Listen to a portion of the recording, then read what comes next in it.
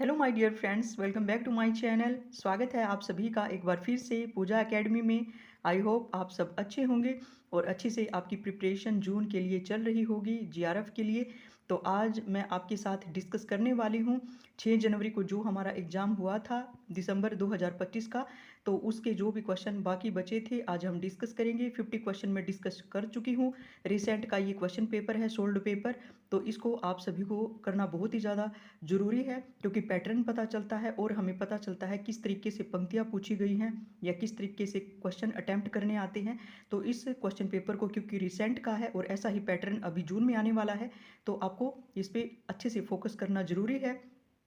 तो आज के 40 क्वेश्चन है, क्योंकि जो 10 क्वेश्चन है वो हमारी अनसीन पैसेज पे डिपेंड थे। तो वो अनसीन पैसेज हमेशा नहीं आती है और उसको भी हम बाद में डिस्कस करेंगे कि अनसीन पैसेज को हमें कैसे सोल्व करना चाहिए और कैसे फुल मार्क्स लेने चाहिए। तो आज का क्वेश्चन पेपर जो बाकी क्वेश्चन बचे थे वो स्टार्ट करते हैं हम। तो 101 जो क्वेश्चन है हमारा, तो जैनेन्द्र द्वारा रचित कहानी अपना अपना भाग्य में हिंदुस्तानी नौनिहालों की आंखों का रंग कौन सा था। यानी ये जो क्वेश्चन पूछा गया है, जो अंग्रेज थे इसमें जैसे कि बात की है, जैसे मैंने इस कहानी को तैयार किया है, तो वो जो फॉरेन के लोग होते हैं, अंग्रेज थे वो, जो कि यहाँ पर आकर बस गए थे, क्योंकि वो उनका जो भी नौनिहाल है या उनके जो बच्चे हैं उनकी आंखों का रंग पूछा हुआ है, जो अंग्रेज भारतीयों में बसे हुए हैं। तो उनकी आंखों का रंग पीला पीला, पीली पीली आंखें थी उनकी। तो कई बार कंफ्यूजन हो जाता है कि भूरी भूरी आंखें, क्योंकि अंग्रेज होते हैं वो ज़्यादा ब्राइट रंग के होते हैं, तो उनकी आंखें कई बार भूरी भी होती हैं, तो हमें कन्फ्यूजन हो जाता है। तो ये उन लोगों की बात की थी इसमें जैनेन्द्र जी ने, कि जो भारत में आकर बसे हुए हैं अंग्रेज लोग, उनके बच्चों की आंखों का रंग पूछा गया है। तो नेक्स्ट है, नीचे दिए गए शब्दों में को संज्ञा के भेदों के साथ मिलान कीजिए। तो सूची 1 का 2 से मिलान करना है। एक तरफ शब्द दिए गए हैं, दूसरी तरफ संज्ञा के भेद दिए गए हैं। तो सबसे पहले है वाराणसी।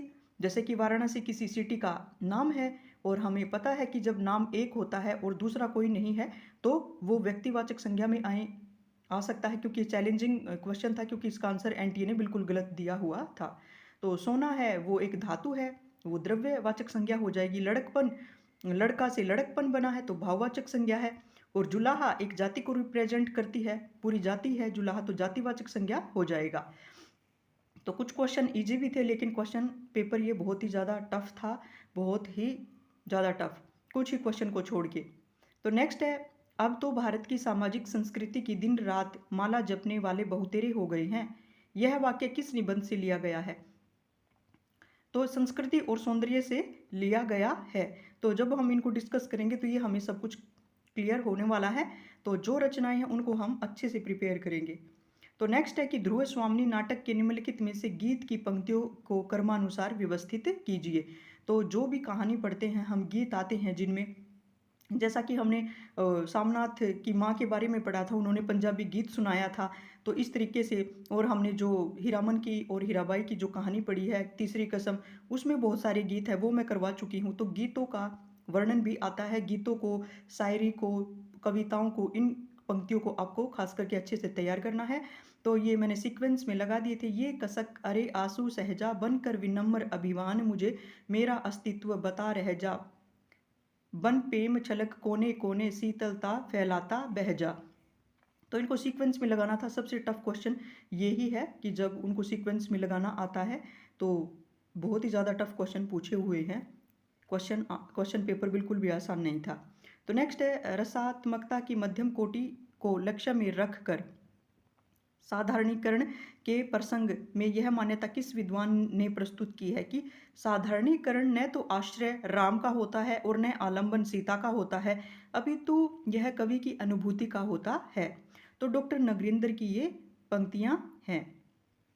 नेक्स्ट है, उत्तर आधुनिकता के बारे में निम्नलिखित में से कौन से कथन सत्य हैं। तो इसमें सत्य पूछे थे, जो सत्य हैं वही मैंने यहाँ पर मेंशन किए हैं। तो उत्तर आधुनिकता तार्किकता पर भी प्रश्न चिन्ह लगाती है। उत्तर आधुनिकता के चिंतन में भाषा की पारदर्शिता के प्रश्न का केंद्रीय स्थान है। तो ये जो इसके सही आंसर था, एक बार हमें पैटर्न पता चल जाएगा, उसी के हिसाब से फिर हम अपने आगे प्रिपरेशन करेंगे। नेक्स्ट क्वेश्चन है 107, किसी के घर को घर में न घर कर बैठना, इस दारे फानी में ठिकाना बेठिकाना और मका वरला मका रखना। तो उपर्युक्त पंक्तियाँ किस निबंध से ली गई है? तो ये मजदूरी और प्रेम से ली गई हैं। तो मजदूरी और प्रेम को जब हम करेंगे तो ये देखो फिर से कोई शायरी की बातें पूछ ली गई हैं, फिर से कोई गीत पूछ लिए जाते हैं। तो अब जब आप तैयारी कर रहे हैं जून के लिए तो सारी नोटबुक में नोट कर लो, और जब आप खुद के नोट्स बनाएंगे तो उससे जो याद होती है ना चीज़, उससे और कोई बेस्ट तरीका हो ही नहीं सकता है। तो नेक्स्ट है 108, भारत भारती की निम्न पंक्तियों को पहले से बाद के क्रम में लगाइए। तो ये थोड़ा मिस्टेक हो गई थी, क्योंकि जब मैं लिखती हूँ तो कई बार ऑप्शन आगे पीछे हो जाते हैं। तो जो सही इसकी जो पंक्तियाँ थी भारत भारती की, तो सबसे पहले जो पंक्ति है, हम कौन थे क्या हो गए हैं क्या होंगे अभी, आओ विचारे आज मिलकर ये समस्याएं सभी। तो सबसे पहले ये पंक्ति है, ये वाली पंक्ति हमें याद है और हम इसको पहले पढ़ के आ चुके हैं।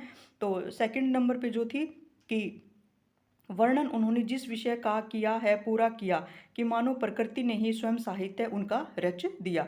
थर्ड नंबर पे थी, यद्यपि सदा परमार्थ ही में थे हम मानते, पर कर्म से फल कामना करना न हम थे जानते।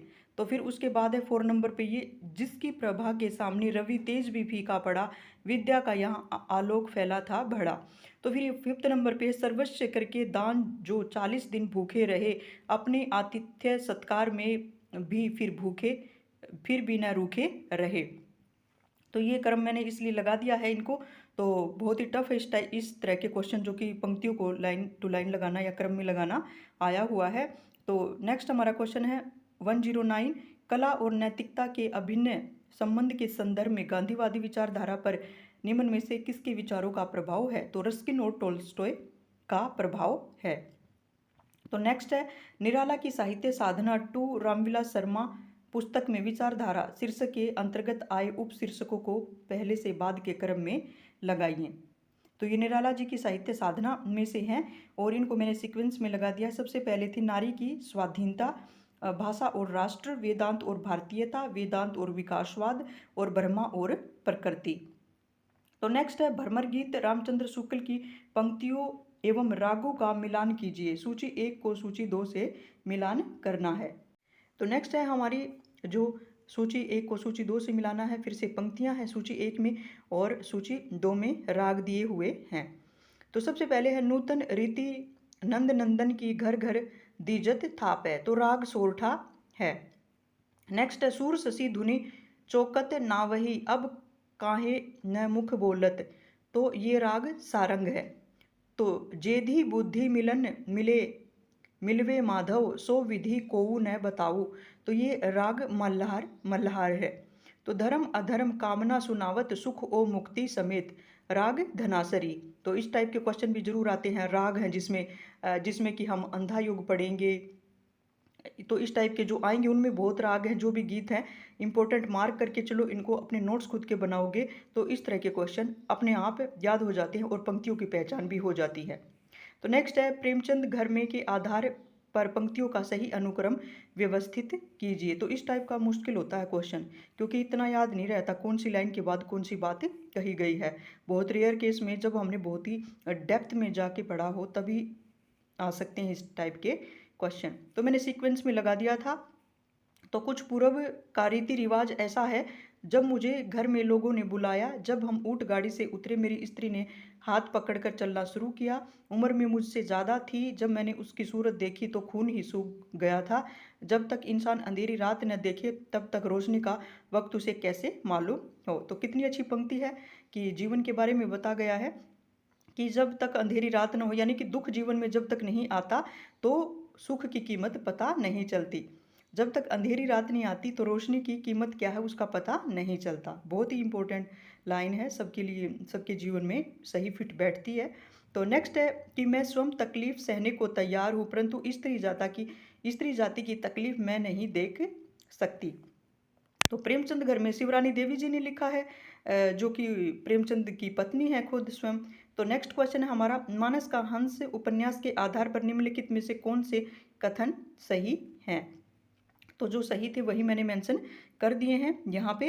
तो प्रेमाश्रु और बहावे, अरे भरी जवानी में हमारी दुई दुई पत्नियां मरी, और कैसे रही कि रस की गगरिया मद मोहिनी, जिस पर होठों आठों पहर हम प्रेम से अपने प्राण निछावर करते थे, हम एको आंसू न बहाए। तो ये मानस का हंस में से है। तो जब हम पढ़ेंगे अच्छे से क्लियरिटी आएगी कि वो जो बता रहे हैं अपनी बात, किस कौन सा कथन सही है कि दो दो पत्नियां थी तो मरी तो एक भी आंसू भी नहीं बहाया, लेकिन दोनों से ही बहुत प्रेम था, यानी एक आंसू भी नहीं आया। तुम कवि लोग अपनी कल्पनाशीलता में अति पर पहुंच जाते हो, और यह शकुन शुभ न होता तो पुराने ज्योतिषाचार्य लोग क्या यूं ही इन्हें गिना जाते। तो नेक्स्ट है, कमलेश्वर ने राजा निर्बंसिया की भूमिका में नई कहानी की उपलब्धि रूप में किसका उल्लेख किया है? तो नई भावभूमियों का सृजन किया है। तो कमलेश्वर की राजा निर्बंसिया जो कहानी है उसको हम जल्द ही पढ़ने वाले हैं। तो ये है, इसमें नई भावभूमियों का सृजन किया है। तो नेक्स्ट क्वेश्चन है, शेखर निसंदेह एक व्यक्ति का अभिनीत निजी दस्तावेज है, ए रिकॉर्ड ऑफ पर्सनल सफरिंग्स। तो यद्यपि यह साथ ही उस व्यक्ति के युग और संघर्ष का प्रतिबिंब भी है। यह टिप्पणी किस लेखक के द्वारा किस उपन्यास की भूमिका में से ली गई है? तो ये अज्ञेय जी द्वारा लिखित है। शेखर एक जीवनी की बात हो रही है शायद इसके अंदर। तो जब हम पढ़ेंगे तो इसको और डिटेल में पढ़ेंगे। तो नेक्स्ट है कि बाला था जब सबको भाया, बड़ा हुआ कुछ काम न आया, खुसरो कह दिया आस का नाव, अर्थ करो नहीं छोड़ो गाँव। अमीर खुसरो जी की पहेलियाँ बहुत ही इंपॉर्टेंट है। तो ये पहेली से क्वेश्चन पूछा गया है, तो उत्तर है इसका दिया। तो सर्वनाम में इसमें से कौन सा कारक नहीं होता है? तो जो भी ऑप्शन दिए थे संबोधन कारक नहीं होता है और बाकी सही ऑप्शन थे। कारक के भेद आप सभी जानते भी होंगे। तो आचार्य विश्वनाथ के रस का स्वरूप संबंधी सत्वोद्रेक के आधार पर रस के वैशिष्ट्य को पहले से बाद के क्रम में व्यवस्थित कीजिए। तो इसको मैंने सीक्वेंस में लगा दिया है। तो सबसे पहला है कि रस वेदांतर स्पर्श शून्य है, रस स्वप्रकाशित है, रस वेदांतर स्पर्श शून्य है, ये मैंने शायद 2 बार लिख दिया है। तो रस ब्रह्मावाद सहोदर है, और रस आनंदमय है, और लोकोत्तर चमत्कार प्राण है। तो नेक्स्ट है, दुनिया का सबसे अनमोल रत्न कहानी के विविध कथनों और पात्रों का मिलान कीजिए। तो यहाँ पर दुनिया का अनमोल रत्न कहानी की बात हो रही है, जो कि प्रेमचंद के द्वारा लिखी गई है। तो इस कहानी को भी हम जल्द पढ़ेंगे। तो दिल फिगार था इसके अंदर। तो दिल फिगार ने जो कहा, मैंने आमने सामने ही इनके राइट जो कथन थे, बातचीत थी, वो लिखी हुई है कि दुनिया में ज़रूर इससे भी महंगी इससे भी अनमोल चीज़ें मौजूद हैं, मगर वह क्या है? तो दिल फिगार की ये पंक्ति है, हजरत खिजर की एक बुजुर्ग की है कि मजबूत इरादा मोहब्बत के रास्ते की पहली मंजिल है। तो कितनी अच्छी बात कही है कि मजबूत इरादा मोहब्बत की पहली मंजिल है। तो यानी कि मोहब्बत ही की नहीं, मुझे तो लगता है कि जीआरएफ की भी मजबूत इरादा पहली मंजिल है। किसी भी चीज़ के लिए अगर मजबूत इरादा कर लिया जाए तो वो कोई भी चीज़ असंभव नहीं होती है। तो फ्रेंड्स, आप मजबूत इरादा कीजिए और हजरत खिज़र की इस लाइन को अपने दिल में, दिमाग में बैठा लीजिए। तो नेक्स्ट है कि दिल फ्रेब, अगर तू मेरा सच्चा प्रेमी है तो जा और दुनिया की सबसे अनमोल चीज़ लेकर मेरे दरबार में आ। तो नेक्स्ट है कि घायल सिपाही की जो पंक्तियां हैं, तू यहाँ ऐसे वक्त में आया है कि जब हम तेरा आतिथ्य सत्कार करने के योग्य भी नहीं हैं। तो किसकी बात कहता है वो? दिलफिगार को कहता है। नेक्स्ट क्वेश्चन है हमारा 120। तो यह पंक्ति किस उपन्यास की प्रस्तावना में से लिखी गई है? तो देख सकते हैं कि एक तो भूमिका से क्वेश्चन आया था पीछे, यहाँ पे प्रस्तावना से आ चुका है। तो जब हम ये नाटक करेंगे, उपन्यास करेंगे, तो इनकी भूमिकाओं को भी बहुत ज़्यादा जरूरी होता है करना। तो नेक्स्ट है कि 1969 में एक सुविख्यात समीक्षक ने अपनी बहुत ही लंबी समीक्षा इस वाक्य पर समाप्त की थी कि अपठित रह जाना ही इसकी नियति है। यानी कि किस उपन्यास की पंक्ति थी भूमिका में जिसने लिखी है? राग दरबारी उपन्यास की ये पंक्ति है। तो निम्न में से कौन सा खंड मेरी तिब्बत यात्रा के संबंधित नहीं है? तो इसमें हिमालय की ओर संबंधित नहीं है, क्योंकि इसमें खंड दिए हुए थे। तो नेपाल की ओर, चाड की ओर, लहासा से उत्तर की ओर, ये इसके राइट आंसर थे। लेकिन नहीं पूछा है तो हिमालय की ओर ऑप्शन गलत ऑप्शन था। तो नेक्स्ट है, आप हुद्री के उपशीर्षकों के आधार पर सही अनुक्रम बतलाइए। तो इसके भी सही अनुक्रम पूछ लिया है उपशीर्षक। तो जब आस्थाएं टूटी, दोहरे मापदंड, कौतूहल और सवालों के साए, और मिथक ढह गया। तो नेक्स्ट है हमारा पात्र और उसकी विशेषता के आधार पर मिलान कीजिए। क्या भूलूं क्या याद करूं के पात्र दिए गए हैं। तो एक तरफ है पात्र और दूसरी तरफ फिर से इनकी विशेषताएं आ चुकी हैं। ऐसे क्वेश्चन भी एक दो और पूछे गए हैं। यहाँ पर है मोहनलाल, तो खर दिमाग था, जिद्दी था और घमंडी था। सरजू अंधा और बिना बाल और बच्चे वाला था। गणेश प्रसाद अधिक महत्वाकांक्षी था। ठाकुर प्रसाद परिवार में एमए तक पहुंचने वाला वो पहला व्यक्ति था। नेक्स्ट क्वेश्चन है कबीरदास की वाणी को समझने के लिए यह निसंशय जरूरी है कि हम इस बात की जानकारी प्राप्त कर लें कि उन दिनों में इस जाति के बचे कुचे पुराने संस्कार क्या थे। यह कथन किस आलोचक का है। तो ये हजारी प्रसाद द्विवेदी जी का कथन है। तो इस टाइप के जो कथन है उनको भी हमें अपने नोट्स बना के तैयार कर लेने चाहिए। एक जगह पे सभी आलोचकों के जो भी कथन है उनको मोस्ट इंपॉर्टेंट मार्क करके उनको बिल्कुल याद करो अच्छे से। नेक्स्ट है रूपवादी आंदोलन का नेतृत्व करने वाले आलोचकों में इसमें से कौन शामिल नहीं है। तो रूपवादी आंदोलन है तो ये जीन मोरियास इसमें नहीं थे। तो लेकिन जो हैं बोरिस इनके बाम और विक्टर सक्लोवस्की रोमन जकोबसन, तो ये इसमें थे बोरिस इकनेबाम और विक्टर सक्लोवस्की और रोमन जैकोबसन। तो नेक्स्ट है फिर से मोचीराम कविता का क्वेश्चन आ चुका है। मोचीराम के आधार पर पंक्तियों को सही क्रम में लगाइए। बहुत ही टफ क्वेश्चन है इस टाइप के, क्योंकि सीक्वेंस में लगाना बहुत मुश्किल होता है। तो ये फिर से पंक्तियां आ चुकी हैं। तो आजकल कोई आदमी जूते का नाप से बाहर नहीं है। यहाँ तरह तरह के जूते आते हैं और आदमी की अलग अलग नवैयत बतलाते हैं। चोट जब पेशेवर पर पड़ती है तो क्या एक चोर कील दबी रह जाती है और पेशे के बीच में कहीं ना कहीं एक अदद आदमी है जिस पर टांके पड़ते हैं। तो मोचीराम की लास्ट जो लाइन थी, पंक्ति थी, असल में वह एक दिलचस्प गलतफहमी का शिकार है जो यह सोचता है कि पेशा एक जाति है। नेक्स्ट है सूची 1 को सूची 2 से मिलान कीजिए। तो एक तरफ कविता है और दूसरी तरफ कवि दिए गए हैं। तो यहाँ पर है विजयनी विजय वैजयंती भारतेंदु जी की है। पंक्तियाँ आनंद अरुणोदय है प्रेमघन की है। भारत बारहमासा राधा कृष्ण दास जी की है। महापर्व प्रताप नारायण मिश्र जी की हैं। तो नेक्स्ट क्वेश्चन है 128 बंग महिला कहानी आधार पर निम्न अंग्रेजी शब्दों को कहानी के पहले के बाद के क्रम में लगाइए। तो ये बंग महिला, ये चंद्रदेव से मेरी बातें मैं आपको कहानी करवा के आ चुकी हूँ और ये क्वेश्चन उसमें से पूछा गया है। और कहानी में सबसे पहले जो इंग्लिश का वर्ड आया था डिपार्टमेंट, महकमा, ट्रांसफ़र, बदली, एप्लीकेशन, निवेदन पत्र, हॉलीडे छुट्टी और इलेक्ट्रिसिटी बिजली, और उसके बाद सर्विस आया था, उसके बाद मिंट आया था। कहानी जैसे मैंने पढ़ाई है इसको जाके ज़रूर कीजिए, क्या पता कोई और क्वेश्चन इसमें से अटैम्प्ट हो जाए। तो इसमें डिपार्टमेंट के नाम आए हैं जो भी थे। तो वो चंद्रदेव से बातें करते हुए चंद्रदेव को एक लेटर लिखती हैं चंद्रमा को बंग महिला राजेंद्र बाला घोष जो लेखिका है कहानी की। तो डिपार्टमेंट के नाम आए हैं। कहती कि आपके डिपार्टमेंट में क्या कोई बदली नहीं होती है क्या, ट्रांसफ़र। तो कहती कि एक एप्लीकेशन तो आप लॉर्ड कर्जन को भी ज़रूर लिखते आना।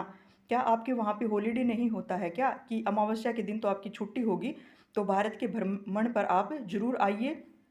तो इलेक्ट्रिसिटी बिजली की बात की गई है यहाँ पर। तो नेक्स्ट है हमारा क्वेश्चन, तो हिंदी भाषा के संदर्भ में वैज्ञानिक लिपि के गुण से संबंधित कौन से कथन असत्य हैं। तो असत्य कथन थे इसमें, एक ध्वनि के लिए एक से अधिक लिपि चिन्ह हो सकते हैं। तो गलत है ये बिल्कुल ही। तो लेखन में लिपि चिन्हों का उच्चारण की दृष्टि से क्रमबद्ध होना आवश्यक नहीं है, बल्कि आवश्यक है। तो नेक्स्ट है उसने कहा था कहानी के आधार पर कौन से कथन सत्य हैं। फिर से पंक्तियाँ पूछ ली गई थी। एक गोभी वाले के ठेले से दूध में उंडेल दिया था, एक छाबड़ी वाले ने दिन भर की कमाई खोई थी। तो ये वाले इसमें सत्य कथन थे और बाकी थे जो असत्य थे। तो कहानियों को हमें अच्छे से पढ़ना है। कोई भी रचना जब पढ़ो तो स्टार्टिंग से लेके एंडिंग तक आपको सब कुछ नोट डाउन करते हुए चलना है, अपने नोट्स बनाने हैं, तो तभी हो पाएगा। अदरवाइज बहुत ही मुश्किल क्वेश्चन आए हुए हैं। तो नेक्स्ट है घोर अंधारे चंदामणि जिमी उज्जहु करेई परम महासहु एकु कण दुरई अशेष हरेई। उपयुक्त पंक्तियाँ किस के द्वारा रचित हैं, सरहप्पा के द्वारा रचित हैं ये प्रमुख पंक्तियाँ। नेक्स्ट है डॉक्टर सामरसेट ने सैडनेस का शेक्सपियर ट्रेजिडी में शेक्सपियर के पात्रों की आलोचना निम्नलिखित में से किस सिद्धांत पर की है? तो मनोविश्लेषणवादी के आधार पर उन्होंने आलोचना की है। नेक्स्ट 132, तो इसमें से कौन सा कथन असत्य है? तो अपभाषा भाषा का वह रूप है जो प्रतिनिष्ठित और एक शिष्ट भाषा की तुलना में विशिष्ट या अति विशिष्ट माना जाता है। तो ये रोंग वाला पूछा था, रोंग ही इसमें आंसर था। तो नेक्स्ट है कि प्रेम कथा एही भांति विचारहूँ, बुझी लेऊ जो बूझे पारहू। तो उपयुक्त पंक्तियां किस ग्रंथ से ली गई हैं? तो पद्मावत से ली गई हैं। नेक्स्ट है आगरा बाजार नाटक की पंक्तियों को क्रमानुसार लगाओ। कितने क्वेश्चन आ चुके हैं और बहुत ही ज़्यादा टफ क्वेश्चन है ये, इस टाइप के जो भी पूछे जाते हैं। दुनिया में बादशाह है सो वह आदमी है, टुकड़े जो मांगता है सो वह भी आदमी है, और जो मोल ले रहा है सो वह भी आदमी है। बद शक्लो बदनुमा है वह भी आदमी है, और वह जो मर गया है सो वह भी आदमी है। तो कितनी अच्छी बात कही गई है कि दुनिया में जो भी कुछ चल रहा है, कोई भी कुछ भी कर रहा है, किसी का कैसा भी रंग रूप है, कोई कितना ही अमीर गरीब है तो सब आदमी ही। तो आगरा बाजार नाटक की ये सीक्वेंस में पंक्तियां हैं। तो नीचे अभिकथन और कारण दिए गए हैं, सही उत्तर बताइए। तो सभी औरतों ने आंसू बहाते बहाते भी दबे दबे धीमी स्वर में गीत आरंभ कर दिया था। आले ते जाले बाबुल गुड़िया मेरी नहीं खेडण ते चाह होवे, माँ रोंदी दी हंगिया पिज गई हैं ते रोए दरिया पहे। तो मेरा वीर रोए ते सारा जग रोए, मेरी पाबी मन चावा चाव होवे। तो ये पंजाबी का एक गीत है जिसमें कि मतलब कि जब शादी का टाइम होता है तो उस टाइम पे सब गीत गाते हैं और सबकी आंखों से आंसू निकल रहे हैं। तो नेक्स्ट है इसका कारण देख लेते हैं। उपर्युक्त गीत में आंसू और खुशी दोनों का कारण यही था कि तारा का विवाह हो रहा है। औरतें हंस रही हैं, चूहल के साथ गीत गाते हुए आंसू बहा रही हैं, क्योंकि विदाई को में यह स्वाभाविक बात है कि गीत में उसी चूहल और विदाई की रुलाई के भाव का अंकन किया गया है। यानी शादी का गीत है और जब विदा होने के लिए लड़की जा रही है तारा के विवाह में, तो तारा जो कैरेक्टर है, शायद हमारे झूठा सच जो उपन्यास है उसमें तारा का जरूर नाम आया है। अगर उससे ये रिलेटेड है तो करेंगे जब हम अपना डिटेल में तो हमें पता चल जाएगा। तो ये दोनों ही कथन क्या है? सत्य हैं। तो आर भी एक ही सही व्याख्या कर रहा है। पंजाबी कोई गीत है जो कि विदाई के समय पे गाया जा रहा है विवाह में। तो नेक्स्ट, मजदूरी और प्रेम के निबंध के आधार पर पंक्तियों को क्रम में लगाइए। फिर से पंक्तियां आ चुकी हैं। हल चलाने वालों का जीवन सबसे पहले आएगा, फिर गडेरिये का जीवन आएगा, फिर मजदूर की मजदूरी, फिर मजदूरी और कला, फिर मजदूरी और फकीरी। 137 क्वेश्चन है। नीचे दो कथन दिए गए हैं, फिर से अभिकथन व कारण सही उत्तर बताइए।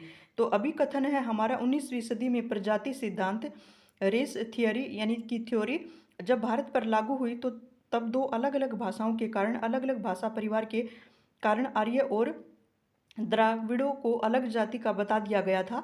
तो भारतवासियों को यह बात जब पता चली तो अत्यंत खिन्न हुए थे, क्योंकि उनके अनुसार ये बात सही नहीं थी।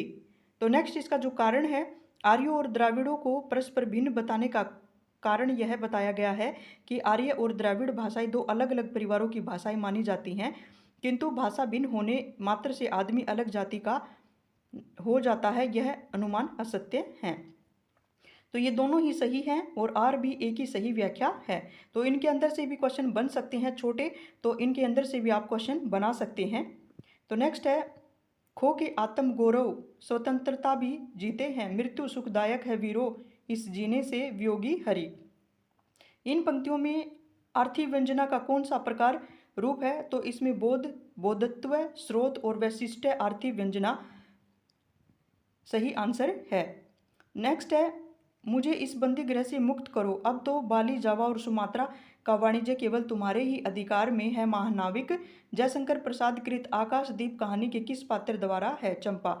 अगर आपने ये मेरी क्लास अटेंड की है तो आपको इसका बारे में डिटेल से पता चल गया होगा, और मैं फिर से एक्सप्लेन कर देती हूँ कि ये जो आकाशदीप कहानी है इसमें दो जो मोस्ट इम्पोर्टेंट पात्र हैं, चंपा और बुद्धगुप्त। तो चंपा को पसंद करता है बुद्धगुप्त, और जब वो एक नए द्वीप पर जाते हैं जिसका नाम बुद्धगुप्त चंपा रखता है, तो वहाँ पर उसको कहती है कि अब तो मुझे इससे बंदी गृह से मुक्त कर दो।